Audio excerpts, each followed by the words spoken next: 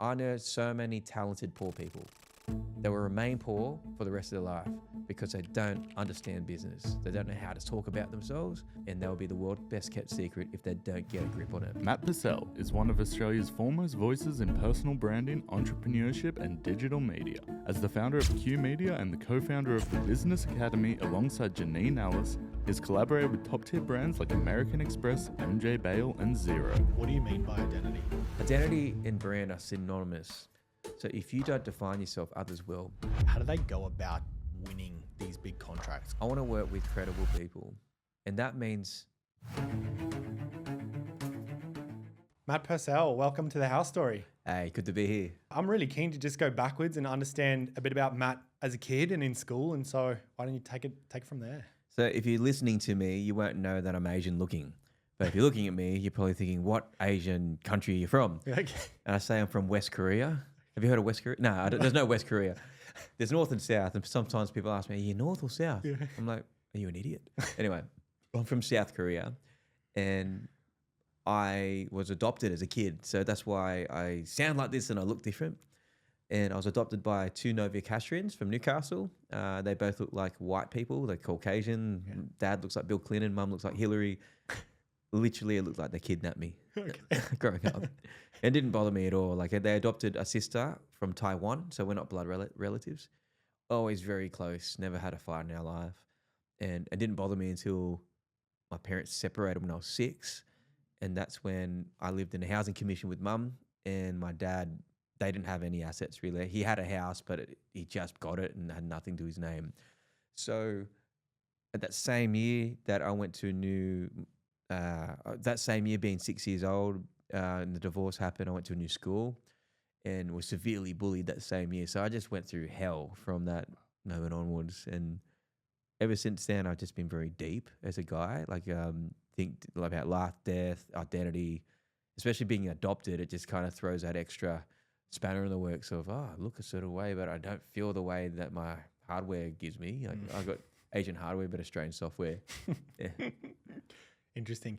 And so finishing school, Matt, did you go into uni or straight to work? I got an asterisk for my HSC. Wow. So they award you an asterisk when you get a mark so low. Yeah. They're like, we just can't tell him the name. They tell him the number. We'll just give him a little mark. Why was that? Just school wasn't for you? I just never saw the relevance. If a teacher, the best teachers that got the best results with me were able to explain how it was practical to my life. So I remember in year 7 or year 8, and I was just a punish sometimes. I asked so many questions.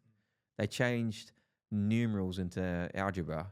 And I'm like, why are we going to letters? He's like, it's just part of the curriculum. I'm like, that's a bullcrap answer. When do you use algebra in your life? I would ask these questions. So I don't really. Then why the hell am I doing this? So I'd be like that. So if it's not going to be fitting my life in the future or now, then I don't want to hear it. Show me how it's practical. So that's why I failed school. And okay, and so then no uni, straight into work? No, so before I got into business and branding, before there were even words that I understood, I was already doing personal branding in a way. And that wasn't a term even back then. Basically, I was a musician. So I always knew I was a creative. So when I was 12, my dad gave me a guitar. I didn't know I would be good at it or not. But I really took to it because I was going through so much hell in my life, in my brain. Music was my outlet. It wasn't for an audience. It was just for an audience of one for me. But I got really good at it. And I got to play session music for a few bands. I toured with Jimmy Barnes and Vanessa and Rossi and a few others just when I was a younger guy. So throughout school, I started teaching music, like guitar lessons in year 9. And I remember my English teacher was my first client and he paid me $20 a lesson. Yeah. I mean, I was $40 an hour in year 9. I was like stoked. Yeah. Straight to the canteen. That was great. Did not care about it. And Asians love cash, so we love cash. Anyway, so that was actually the first thing. And when I left school, I thought I'm going to be a rock star. I'm going to be a musician. And to be able to support myself, to keep the lights on, I started a music business and I was just teaching guitar. But it soon became like really big. I had like a wait list and it was great coin for me at the time. And I started going, well, I can't buy a house being a musician. It just sucks. And I don't have the guts to do it. I take my hat off to any original artist, filmmaker, painter, actor, you have guts to keep going for that. Instead, I said, oh, you know what? I'm going to hire some muso friends and start a school. So I started a youth center and I sold that youth center. We had 3 youth centers. We had 45 staff. It was fantastic, great biz, but it exposed me to all the elements of an owner. So then I was a technician, an artist, but I had to learn to be an operator. Then I had to learn to do contracts and no uni.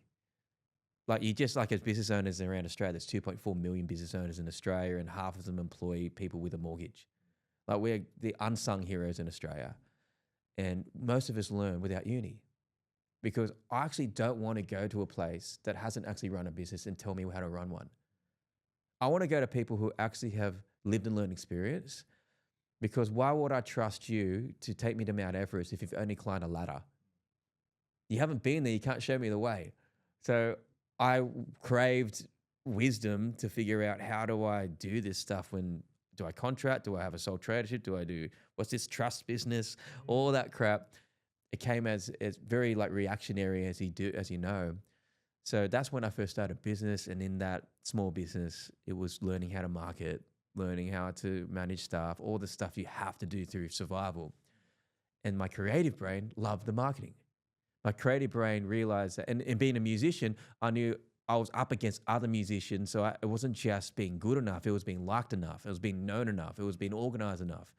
So funnily enough, from a whole different industry, they gave me the stepping stones and instinct to take into anywhere because we're up against other marketing agencies. We're up against other accountants. They all offer similar capability statements.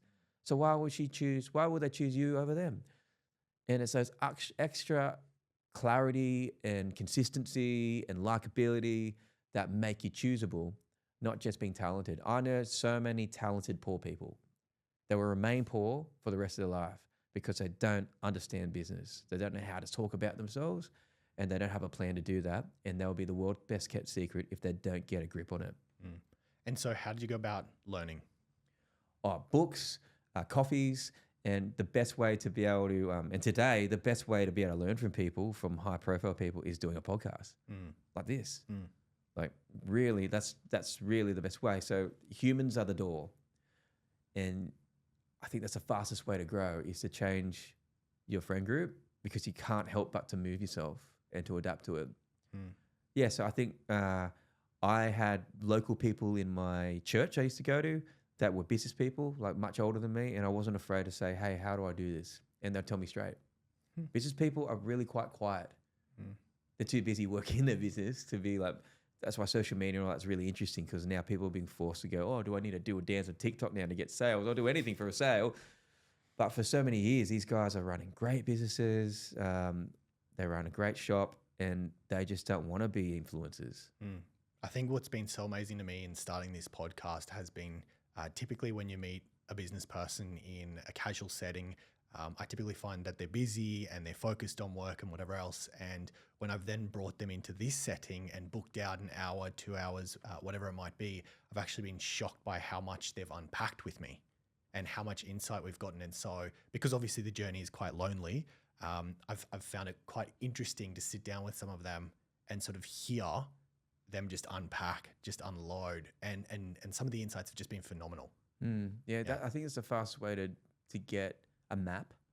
There's 2 types of people, those with a map, but then disobedient, or people who have motivation, but they have no map. One's an architect who shows you the right thing to build. And you got to be a builder to make sure you build it right. Big difference. Yeah. So I love hearing people's maps and how they built it. Yeah, that's profound. That's a great comment. Matt, what are you known for? I'm known for a couple of things. Apart from being Jackie Chan's son, no, I'm not joking. Personal branding sensei, so regarded as Australia's leading personal branding expert. So I work with people like Lane Beachley, Aaron Deering. I'm in business with Janine Ellis from Boost Juice. Sonny Bill Williams I worked with from consulting TikTok last year, working with L'Oreal, all the big brand, Amex. So from companies to individuals and stars, I've consulted their strategy, their brand, their direction, even training them with keynote speeches, media training. I'm the guy you call at the moment. And two other ventures is I've got a business academy with Janine Alice. So we're helping small businesses around Australia to be able to give them lived and learned experience. So like a uni, but actually from people who've done it really well or doing it. And my passion project and business is an education company called Social Kung Fu. So that helps. Our mission is to empower 1 million Australians with anti-bullying strategies and operating system, which is now evidence-based at the University of Sydney. So that comes from that real deep pain of being adopted and now being driven to help kids like me. But it's kind of funny because I focus on identity.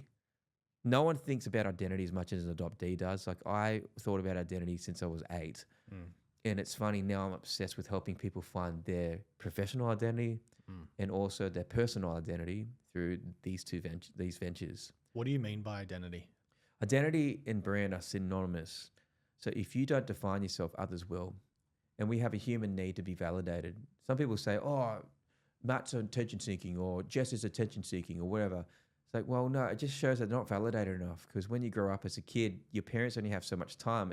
Attention is actually a limited resource.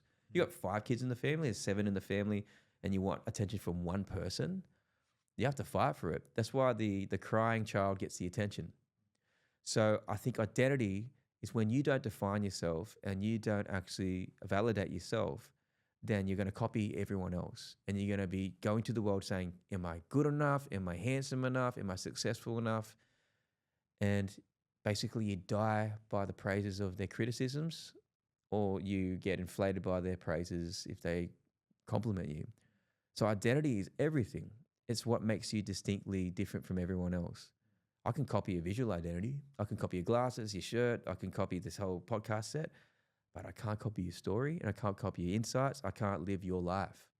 And that's why people write themselves off. They literally sell themselves short because they don't think what they have lived is valuable and they haven't articulated it enough to help people at a one-to-many scale. And so how do you help them unpack that? We take it right back to the start, what you're doing in a lot of ways, where we go, your message, there's a framework I use in personal branding called the man, the mission, and the message. Martin Luther King, the man, the messenger. Where was he born? In America, in a racist time, was a minister, son of a minister, and etc. He's got attributes. He's got clear things he's overcome in his timeline. He's got clear abilities and weaknesses. His mission was to help create equality. His message is, I have a dream. Right? Every leader, every superhero has the man, mission, and message. If you don't like the man, call it a messenger. I don't care. So we have to go through those distinct things. And therefore, if I say, I'm Matt Purcell, I was adopted as a kid, and I was bullied as a kid, and I was severely insecure and had mental health challenges, and I've overcome that and found my identity. And now I'm on a mission to be able to help business owners and kids find their identity by empowering 1 million people with it, the framework. And my message is words create worlds. They get you hired, they get fired, they get you hired, they get you fired, they get you a date, they get you divorced, they get the promotion, they get you anything, right? So it's very clear now that Matt is, you either love him or hate him, but I've defined myself to you. I've told you where I'm going. I told you what type of message I have. So it informs marketing. It informs when I'm in coffees. It informs how I'm different to everyone else. So no one's going to confuse Batman and Spider-Man, not because of the costume, but because of the backstory. Batman had resources. Spider-Man had to be resourceful. And we all have a story, but we think, I'm not adopted like Matt, or I had a vanilla life. Great. So many other people did too. It's about finding that niche and that angle and that category. Because if you're one of many, but you're one of one. That's so true. And do you feel like that there's a sort of shift now, Matt, towards people needing to find that identity online, or do you feel like people are still finding that in external ways? Well, people are severely insecure about if they're doing it right. I mean, look at the businesses you work with, right? We're up against e-com businesses selling the same type of product all the time. We've got so many talking heads popping up in the feed where people are viewing. So being different is so important, right? Like you would see that in the returns you get in the creative.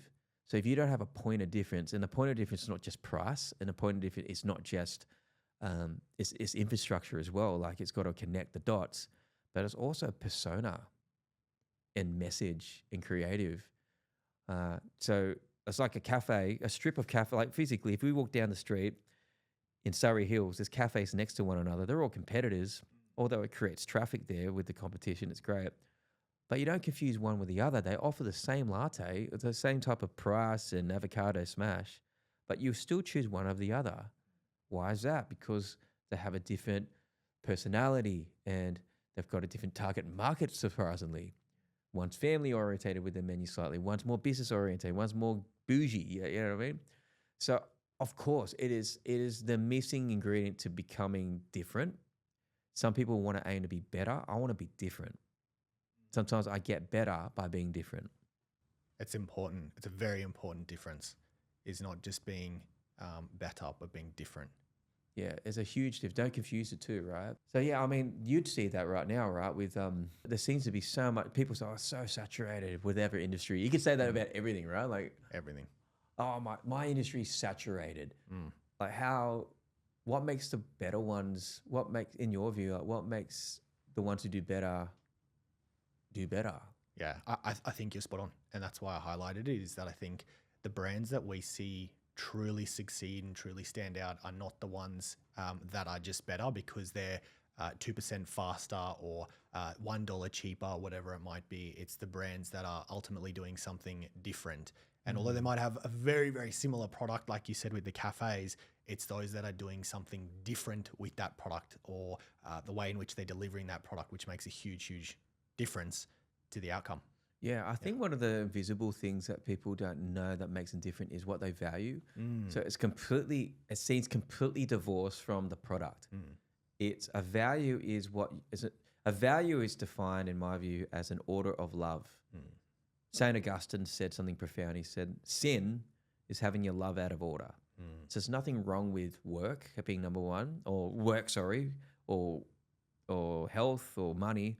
It's just if it's number one or number two, number three on your priority list. A brand could be saying, we are for single parents. We're going to give 10% of everything of our profits to single families. That's a value and that's a positioning. And it doesn't have to be opportunistic or transactional. We actually did this with our youth center. We gave a percentage of our income to scholarships. And that's what people love the most about us, was it created an emotional thing about we're above profit, we're about people. So I encourage, like, there's that giving back element, and there's a humor side and the fun side. Like, that's good when we do branding. Most brand exits would take you through 12 archetypes of Carl Jung and talk about, are you the rebel like Harley Davidson? Are you the jester like Boost Juice? So you play to that and you go full ham on the personality you got, like a human being. Like a business is no different to a human being. It has a tax file number. It can be robbed. It can be sued.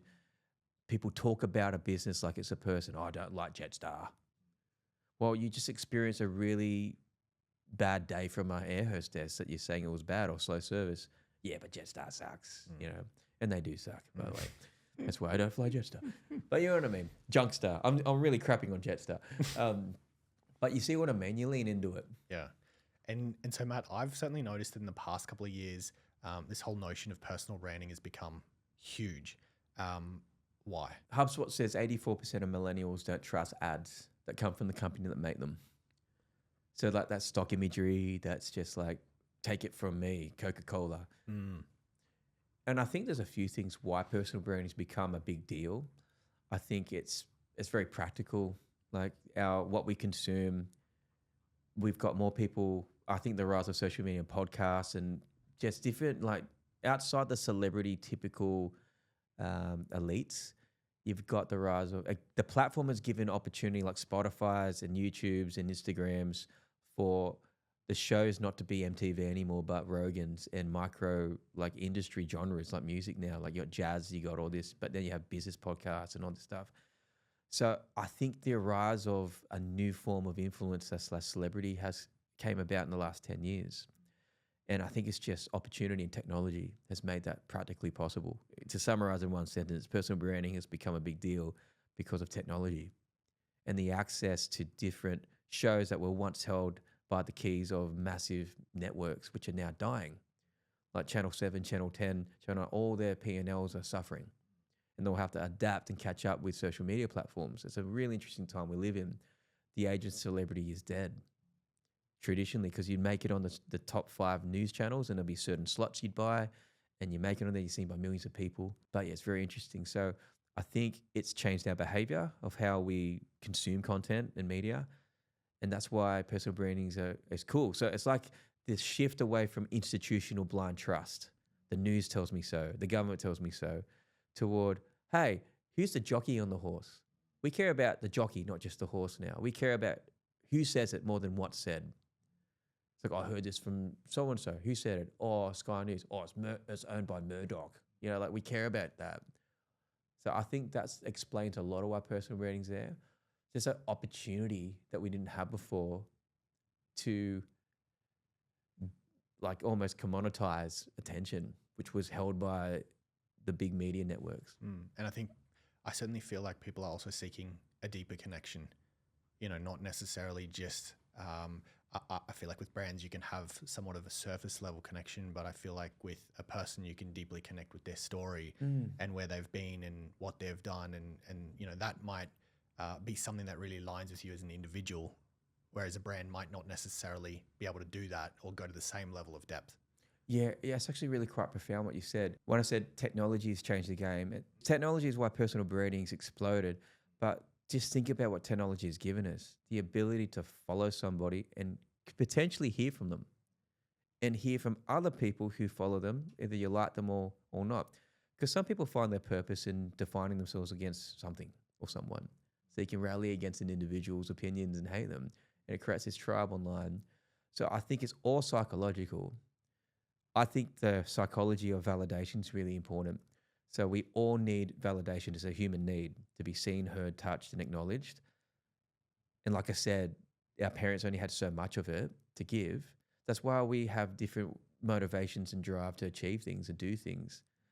And social media is this perfect glove for your hand because you can do little but get a lot of validation. But it's synthetic grass.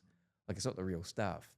Like I just post a picture of my shirt off and get lots of photos. Oh, maybe I would, maybe I'm not. But you can do lots of things that validate you. And the weird thing is, which is scientific in a weird way, like we can measure attention. Like this, it's like measure validation now. My followers, my engagement, all that stuff. So it's a double-edged sword, social media. And Matt, what's your motivation? My motivation used to be loved. But now it's to help. It's to give back because I know who I am. I am very valuable in my eyes now. Before, I never thought I was worthy of anything. That's why a lot of adoptees I meet and people who've gone through trauma are actually high achieving because they're trying to feel worthy. And I think as men in Australia, we've had very little reward. I mean, as men in Australia, I think men have been rewarded for so little. Like we only validate certain things, like money and status. Okay, we'd say that's power. But I don't think in a lot of circles, typically men has been awarded for being vulnerable. Like in typical Aussie bloke culture, if I break up with somebody and like, oh, my heart's broken, they'll be like, you're a pussy, get back out there, mate. There's like you just didn't get rewarded for that. You just got smashed. So a lot of guys suffer with that. So I think we get driven by a lot of, I want to prove someone wrong. I didn't get this as a kid. I need to feel some type of gaping hole in my soul. I honestly think hardware solutions don't fix software issues. I think external stuff doesn't fix internal issues. Yes. Because if you get money, if you're insecure, you've got $1 million to be insecure with. You just go buy a whole bunch of stuff to try and feel your insecurity. So I did that for a while. But I just pointed back to, I think it's an inside job. So worth and self-love and confidence is received, not achieved. It's different. Yeah, that's so true. And a lot of brands that we work with, we have business owners that are often afraid to get in front of the camera, Matt, or often afraid to put themselves out there and online. Why do you think that is? Business owners hate being on camera because, fair enough, it's terrifying because your job isn't to be an actor or to be an influencer. And your job as a business owner, you're thinking, The last thing I want to do is be in front of everybody. I want the business to run well. But then they're being told now, you got to be in front of camera because Matt told you so. Or because personal branding is a thing now, it's trust. And they're like, oh, far out. I'm part of doing the accounting and running a team. I've got to have a shoot every month and talk about things. Before, it used to be just good enough. Like, let my life just be the example. Let me just let my work speak for itself. And I agree with it. Actions speak louder than words. But because people are online now, so much more than in person, the only way they're going to experience the treatment and the knowledge is seeing you on video. So of course they're terrified, because when you put this camera on, you see that red dot flashing, our survival flight or flight kicks in, because it's unfamiliar. It's a physiological exercise. I do media training with celebrities and CEOs and athletes, and they talk normally at coffee, and then you put a camera in front of them, because you've got to train yourself to be under pressure. A lot of people know what they need to do, but they just want to be told, hopefully there's a better and easier way to do it. There isn't. It's exposure therapy. If you want to be good on camera, you just got to be more in front of it and have feedback to be able to measure if I'm in an RN, how to use my voice as an instrument, how to be able to condense my technical language into simple everyday form. It takes effort. So when you start on the journey, you realize, my God, I appreciate the news readers and all the presenters, because performance is an art. Like when you're on stage, the difference between saying the right lyrics and hitting the right notes, you could just be standing there and looking like a prune and being boring as bat crap. You've got to perform it. What about business owners that say, I don't think there's a return on investment on personal branding? I'd say doing content. So I'd say define personal branding. And let me define personal branding for what I think. I'd love to hear your thoughts on this too, by the way. Personal branding for me is just a marketing tactic that uses an individual's experiences and lends its credibility to the company through content and through media. But I think it doesn't hit the bottom line if you don't have all the fundamentals down around it. You can't just expect to post videos on social media if you don't have a working funnel, an email list, retargeting, all the stuff you guys do. It's like lotto tickets. At best, you're going to have people find you by chance, but it's not predictable. But I think as a brand, people confuse branding and marketing as like, what's the ROI in branding? What's the ROI in marketing? I say marketing is asking the girl on the date. Branding is why she says yes. That's so true. So like if we just put some stranger in front of 1 million people, which we could easily do, it's like hitting on 1 million strangers. They don't know you. And psychologically, I've got some numbers, like Dunbar's numbers. He's a psychologist. He reckons it takes about 7 hours for our brain to be able to associate you as an acquaintance. And our brain isn't very good at telling the difference between analog and digital. So if I see you enough around, it creates more trust, and you get out of the stranger danger zone and into a more familiar zone. So when you do pop up more frequently, the CPM should be cheaper, and the thing should be getting relatively less expensive. That's why known names and known faces, they get more mileage. So I guess that's that game too of branding is exposure for the right reasons. Why would I date you? I've got this key message. I stand for this. That's why I talk about the man, the mission, and the message.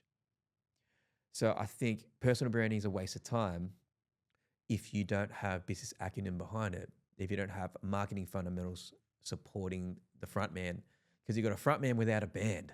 That's basically personal branding in a nutshell. It's a front man of a band leading the way, but they don't have a band behind them if they don't have guys like you, marketing guys that have funnels and a way to be able to get them off a rented crowd or social media into an owned audience, which is your EDMs and your database, because that's a saleable asset, right?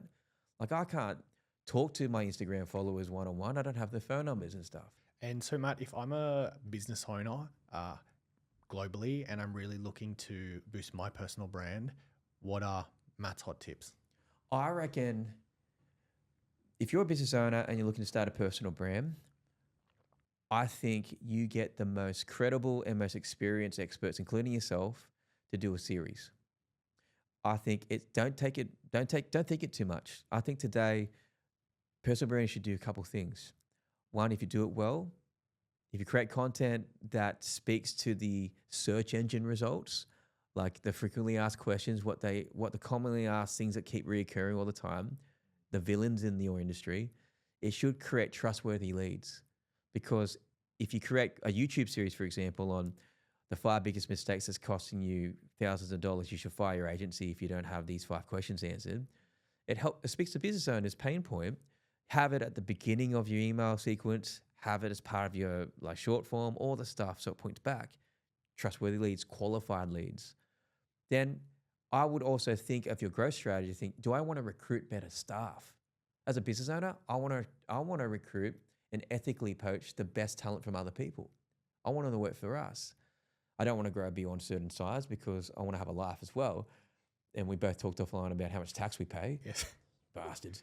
That but it should attract elite talent because they can see your vision and see your face and hear your voice and get a gauge. And the last thing, it should attract profitable partnerships.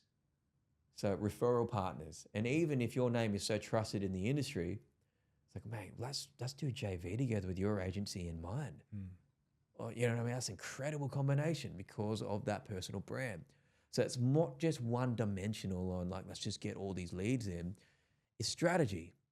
I think you got to be strategic about. So if you're going to start a personal brand and you're starting from scratch, I would start with just how can you use your knowledge and skill to better answer the most repeatable questions you get asked all the time by inquiries. How can you qualify them better through these things? So you can do through YouTube ads, YouTube series, and all that. And also, I think too, once you find out, use your data and your P&L to figure out who your best customers are and what are the qualifying things you love about them. Like I had like a client like Lane Beachley. She's a great friend of mine, 7-time world champion. We're both adopted. It's like, I want 5 more lanes. So what do I need to advertise to attract 5 more lanes? And we've set up an avatar, a customer profile, and we want to create campaigns around that. So I think as a small business owner, you might think, just think small. I hate the word small business owner because it implies you're small and you're insignificant. I think you should think like Nike. What would Nike do as an accountant? What would Nike do as a digital marketing agency? And big businesses think, what's my big, generous offer for the year? What's my quarterly kind of campaigns? And what's my always on social media, like touch points, drip feeding it through? So in a nutshell, sit down as a personal brand, new founder, and just start gathering all the stories from pain to benefit, all your own like lessons that you've learned, and all your coping mechanisms to overcome the problem. It's a bit of work. I help people get it out of them. You create your own IP that way. And so do I have to get on TikTok and start dancing? No, you don't, unless you got good skills. That's cool. It could be a good laugh. Nah, I reckon be where your customers are. Honestly, like if you're B2B, be on LinkedIn and do that platform really well. You can either type or talk. They're your 2 mediums that you can use. Typing's fantastic if you're a bit camera shy because you can use that as a script for your talking. Matt, on your journey, have you ever had to reinvent yourself? Yeah. So I talked about I was a musician and I was a youth mentor for a while, had a youth center. The big transition was from that into business guy. It's how you label yourself too, like how I talk to myself. I actually felt a bit of imposter syndrome to say I was a business owner because I always thought I was the creative guy. I'm the artist. I'm the performer. But then when I opened my second center and the newspapers were starting to say, oh, business owner, blah, blah, blah. I'm like, you're right. I actually am a business owner. I've got to lean into it. Don't know why I'm being shy about it. And that's the ultimate superpower. So how do I rebrand myself from being just youth related to being considered in the corporate world? I had to have an event happen. There has to be like a marriage ceremony or like an announcement to say, this is what I'm going to do. And I know I'm going to lose. It's like an album from a band.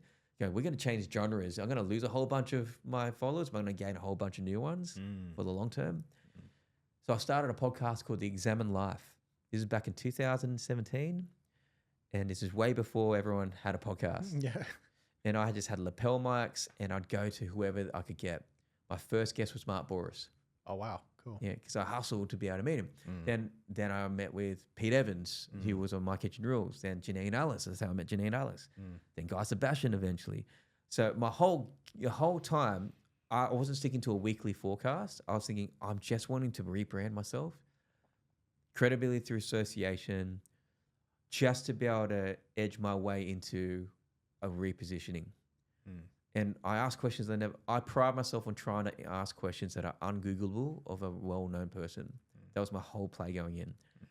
And it got me on the map with some people. It helped me break into the city, work with some great brands. And I think, you can point back to certain key events that got you into a new trajectory. That was one of them. Matt, a lot of people see you as an expert. How do you go about, if I'm someone looking at wanting to break into branding, marketing, agency, whatever, how do they go about winning these big contracts? Because you've worked with phenomenal brands. Some people will look at that and be like, oh, I'm just trying to exit my marketing corporate job and wanting to go start my own boutique, ... How do they do that? When I first started my agency, I had to decide. I didn't have to decide, but I decided, am I going to go for small biz, medium biz, or big biz? Because they require different sacrifices and requirements. I think I'm going to go big biz. I want to work with credible people. And that means if this was equivalent to a car yard, I'm trying to sell BMWs. And that's a different tax bracket and business size. So I then had to dress that way. And I had to aim to be able to understand them better than themselves and to just get a gig.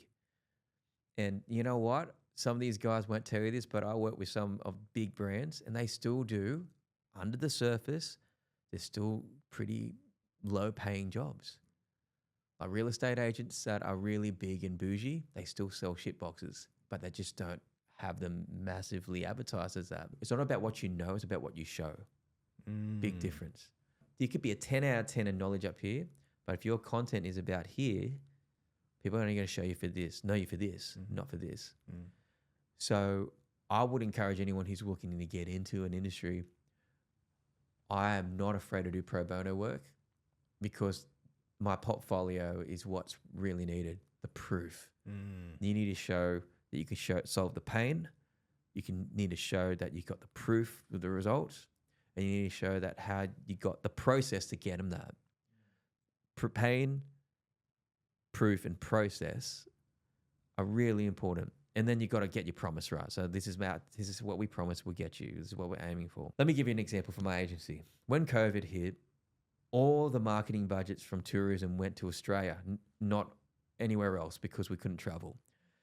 Our team are talented, but we had no proof to show that we could do tourism because we were doing campaigns and digital stuff. And there was all this money opportunity in the country to do Australian tourism. So what did I do? Instead of like sitting down in bed and crying about it, I reached out to some vineyards. I had a mate who I thought was still working in a vineyard in the Hunter Valley. And I said, hey mate, I'm looking to do some campaign work, not asking for any cash because you're shut down at the moment. Cover my expenses with my team and food. And as we eat, we'll film it. I'll do a whole storyboard for you. We'll hire cinema lenses. We're going to go for it. And we'll give you the best damn website video you ever had. Yes, sir. So we went up there. We did Peterson House, which is one of the oldest vineyards in Australia. And I think we did 2 others. And from that work, it's still their website, by the way. It's still after 5 years. That portfolio work helped me land the Dine and Discover contract to do the ads for that, which is what the government rolled out in New South Wales to give $25 gift vouchers to everyone locked down. That helped me land more Australian tourism stuff. So I planted, as the Bible says, you reap what you sow. So I planted a seed of investment in turn that we're going to use this proof to be able to do it. Because I already knew there's a difference between being incompetent and being incompetent but overconfident and being competent but being not confident. And so many people are incompetent, but they're speaking as if they're confident. But if I gave you the gig, they'd shit the bed because they actually don't have the skills.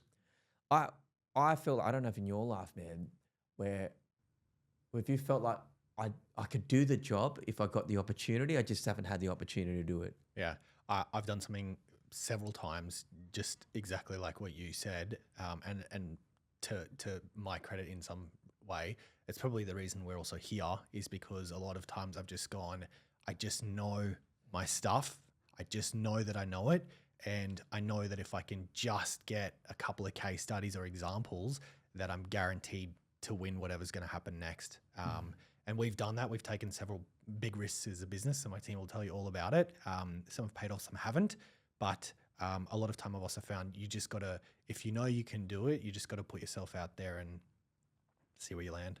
Yeah, so you felt that experience too, right? You reap what you sow, and it's about getting the proof. Yes. Because people need a map to feel confident. Yeah, especially the bigger organizations, they won't look at you unless you've got that example or several of them. And so sometimes you need to just do some potential free work, or you need to find a way to get in that's creative, so that you've got that. Yeah, you don't fake it.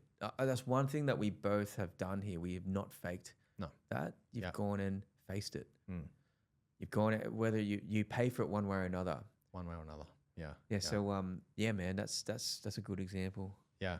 I've got a question for you. You do the digital marketing for a lot of companies, right? Yes. It's all changed. Yeah, in a huge way. Yep. Really quickly. Yes. From my end, being in a creative agency, we're asked for 20 creative pieces by our digital marketing partners. 20. That's like minimum. Five or six versions of a campaign to be able to test who is the winning horse. Yeah, it's huge. That wasn't like that last year. No. I think I think above all else, it's because everything is so measurable now. In some ways, we are in a space where it is more measurable than ever. And I say that on a macro level because it's far more digital paid media is far more measurable than TV, for example, or billboards or bus or whatever. At a micro level, of course, there's the iOS tracking issues, the Apple stuff, so it's made it more difficult. But ultimately, it's meant that because everything is so measurable, that smart brands are creating a high level of content output so that they can test, find out what's working, and just pivot very quickly. Yeah. With creative, what have you seen used to work versus not working anymore? Yeah, so funnily enough, what used to work was the high-end production stuff, which still does work. Yeah. But what I've seen really start to take off is just the person in front of the iPhone talking. Something honest, something raw, in a lot of cases uncut, just this is who I am. And I think goes back to what you were saying around having clarity on your identity so that you can pass that authentically through to your audience. And people buy into you a hell of a lot more, and it resonates with them, and that's the honest truth. It breaks production companies' hearts. Yeah, hearing that, because it's always been, you go to a cinema, you see everything that's been for the last 50 years has been separates you from the rest is high production. Now we're going back to iPhone and raw footage because it speaks to the stat. I said 84% of millennials don't trust ads at the company that make them. Is if people smell that this is an advertisement, they're out. It's almost like you don't want them to think it's an ad at all. You want to see like, this is a guy on my feed that I follow. Totally. Yeah. And I think what it's meant is that we've had to get a significantly better at telling our story because it's also become so much more competitive that so many people are now delivering content at such a high output. Like you said, for example, 20 ads, which is just obscene. Yeah. Now you have to get good at what you're doing. It's not just, I'm going to jump in front of my iPhone or my camera or whatever and tell a story. There's science to how this gets delivered and how it gets delivered well. Yeah. Talent really matters. So what I mean by talent, it's not just how you look, it's how you speak and how fast you speak. If you sound uncertain, if you look unconfident, that all matters with the first 5 seconds. Because we're stranger danger, you're popping up, you're forcing yourself into my feed. That's what really people need to work on is their camera presentation and also condensing their message into an engaging thing. So the hooks things, yes, it's come full circle. Everyone knows you need a good hook. But then combined with you guys, it's like what hook works the best? I think honest hooks.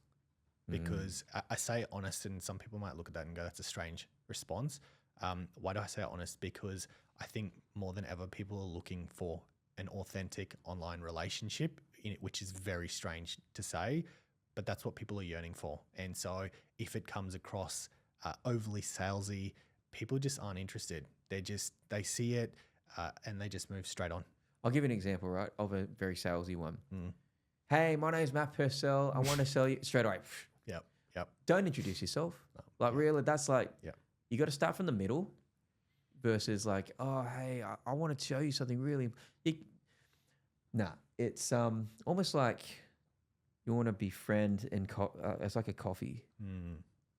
Yeah, and if you're going to do entertaining hooks, you go all ham. So you'd be crazy. Like, I think there's 5 things that stops the scroll psychologically. 1 is pain and danger. 2 is weird. So we're walking in Martin Place, everyone's in suits, but if you wear a onesie, that's going to pop out. Yeah. Just like a feed on social media. Yeah. So there's pain, it's like danger, don't do this, beware. That's what news is, fear and doom. Weird, familiarity. So it's like things like nostalgia, things like familiar faces and sounds. Like I've seen a huge resurgence of 2000, 1990s music. Yeah. That's like collectibles and stuff. Yeah. It hits all of us, our age bracket, so hard. Yes. I'm like, don't do that. Oh, Blockbuster. I remember that with my dad. Right? Then there's benefits, obviously. So I'm going to give this thing that's worth so much away for free, this book or whatever it is, this course. And the 5th one is status. So American style in front of a Bentley or something. I've got a Rolex on or I'm in a really attractive woman or something like that. Tai Lopez style. Tai Lopez stuff, yeah. So they're the 5 psychological hooks, I think, that really can help you with your creative. But yeah, as a creative agency, we're going, crap, we have to make sure we budget, if we're working with campaign ads, the different deliverable sizes and, 5x4s. It's so much rendering. And Matt, where do you see AI fitting into this whole creative picture? I think I think personal branding is so important because of AI. Think about that. Like real people, like AI is going to, with the porn industry, alone that's a $1 trillion industry, to influencers are going to be, I think it's a threat to the influencers with creative land, talking about creative. But I just think that with a personal brand, that human connection and that insight is what you need to do because AI threatens your general information. It beats you at general information. I think information generally is tap water now because of AI. But what it doesn't have is your insight. The human touch. Yeah, so I just went shopping here. AI can't do that. I just saw this. AI can't do that. Doesn't give an actual, what is the word? Doesn't have taste. Like AI doesn't have a preference or taste. It needs prompts at the moment. So I like when people they stand against something and they don't. It's like if I wanted to buy a birthday present, knowing what you don't like is very important. Preference is what people really need as well. So I think AI isn't going to take over everyone's job straight away.